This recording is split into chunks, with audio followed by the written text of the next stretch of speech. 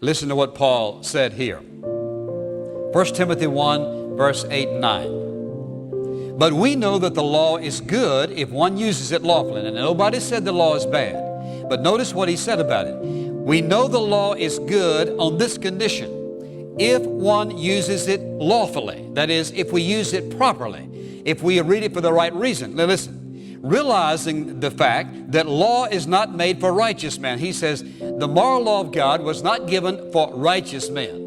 Now, what in the world does he mean by that? You say, well, why isn't it given to righteous men? Well, here's the reason. He says this is why it was given.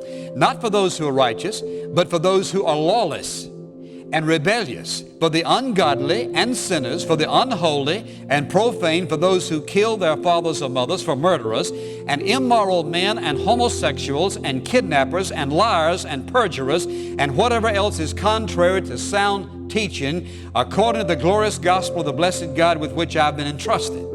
He says, now, you want to know what the purpose is?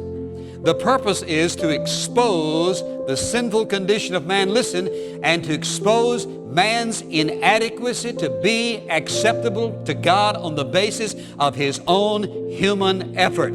How many of us is there anyone here who has not broken all of those 10 commandments? You say, well, no, I don't know about that first one and bowing down and so forth. All of us have had at times other gods in our life. It may have been money, people, time, systems, whatever it might be. The truth is we've all broken all of them.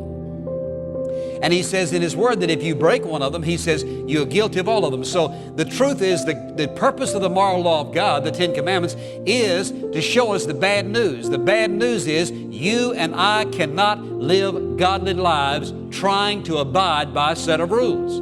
First of all, that it's not its purpose. And secondly, it won't happen, it can't happen.